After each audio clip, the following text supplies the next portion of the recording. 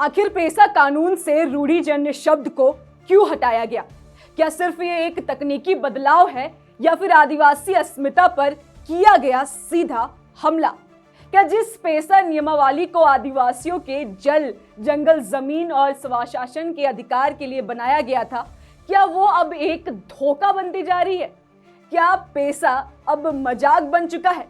अगर आपको हम ये कहें कि पेसा नियमावली एक धोखा है तो शायद कुछ लोग इसे टीआरपी का खेल समझेंगे, लेकिन जब ये बात खुद निशा उरांव कह रही हो, जो 2008 बैच की आईआरएस अफसर है, 2023 से 2025 तक झारखंड की पंचायती राज निदेशक भी रही हैं और जिन्होंने खुद पेसा नियमावली की ड्राफ्टिंग में अहम भूमिका निभाई हो, तो क्या इसे हल्के में लिया जा सकता है?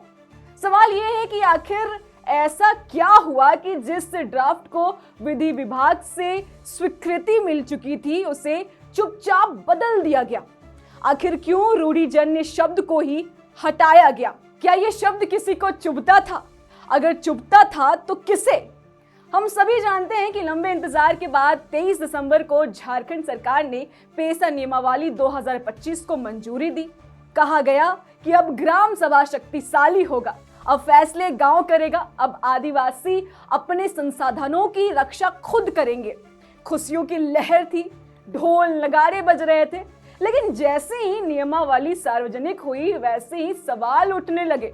तकरीबन 20 पेज, 17 अध्याय, 8 पेज के आवेदन फॉर्म, सब कुछ दिखने में बहुत व्यवस्थित है, बहुत आधुनिक, बहुत प्रशासनिक, लेकिन इसी चमकदार कागजों के बीच कहीं पेसा की आत्मा को ही निकाल तो नहीं दिया गया?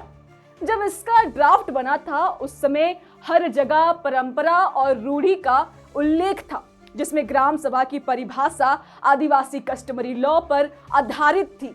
उसी ड्राफ्ट को बदल दिया गया और सबसे बड़ा बदलाव यही है कि रूढ़िजन्य शब्द को ही हटा दिया गया है, जबकि संविधान और पेसा कानून 1996 में यही शब्द आदिवासी पहचान की रीढ़ है। यही शब्द बताता है कि ग्राम सभा कोई साधारण प्रशासनिक इकाई नहीं, बल्कि परंपरा, संस्कृति और रीति रिवाज से बनी संस्था है।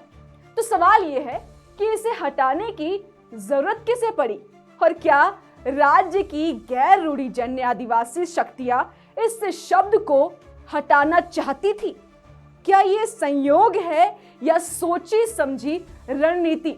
और क्या ये वही वर्ग है जिसका आदिवासी परंपराओं से कोई लेना देना नहीं है, जो कागजी लोकतंत्र से चाहता है लेकिन पारंपरिक ग्राम सभा नहीं?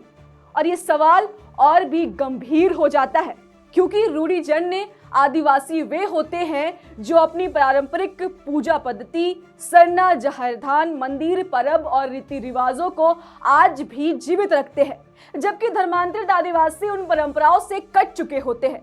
तो जब पेसा नियमावली से रूढ़िजन्य शब्द हटा दिया गया तो क्या इसका मतलब ये तो नहीं कि अब ग्राम सभा की परिभाषा से परंपरा को ही बाहर कर दिया गया है? क्या अब वही ग्राम सभा मान्य होगा जो प्रशासन मानेगा, ना कि जिसे समाज माने? और अगर कोई ग्राम सभा परंपरा को नहीं मानती है, कस्टमरी लॉ को नहीं मानती है, तो क्या ये सच में ग्राम सभा है? क्या ये आदिवासी स्वशासन का प्रतीक हो सकती है? देखिए, बता दें कि जब जुलाई 2023 में ड्राफ्ट प्रकाशित हुआ, सुझाव लिए गए, सबको शामिल कर विधि विभाग से भेजा गया। मार्च 2024 में स्वीकृति भी मिल चुकी थी, पर फिर अचानक नई ड्राफ्ट कमेटी क्यों बनी? किन लोगों को शामिल किया गया, किन्हें बाहर रखा गया और सबसे अहम सवाल, कस्टमरी लॉ का जिक्र क्यों गायब कर दिया गया? क्या यह भूल थी या जानबूझकर किया गया बदलाव? और अगर जानबूझकर किया गया है तो किसके दबाव में? क्या सरकार किसी धर्मांतरित लॉबी के आगे झुक चुकी है? क्या फिर आदिवासी समाज को अंदर से बांटने की साजिश है? क्योंकि जब परंपरा हटेगी तो पहचान भी हटेगी, और पहचान हटेगी तो अधिकार अपने आप कमजोर हो जाएंगे, और तब पेसा सिर्फ एक कागजी कानून बनकर रह जाएगा। इसलिए सवाल सिर्फ एक शब्द का नहीं है, सवाल आदिवासी आत्मसम्मान का है। सवाल ये भी है कि क्या पेसा सच में आदिवासियों के लिए है या फिर आदिवासियों के नाम पर किसी और के लिए बनाया जा रहा है? और जब खुद इसकी ड्राफ्टिंग करने वाली अधिकारी इसे धोखा कह रही हो, तो क्या सच में अब चुप रहना ठीक है? खैर, ये हमारे सवाल है, इसका कमेंट्स में आप जवाब दीजिएगा। और ऐसी खबरों के लिए लोकतंत्र 19 को फॉलो सब्सक्राइब करना ना भूले। मेरा नाम रितिका शर्मा है। जोहार। घर और ऑफिस में है चोरी का डर? जायसवाल सीसीटीवी से लगवाए सीसीटीवी कैमरे। जायसवाल सीसीटीवी, कचहरी चौक, रांची।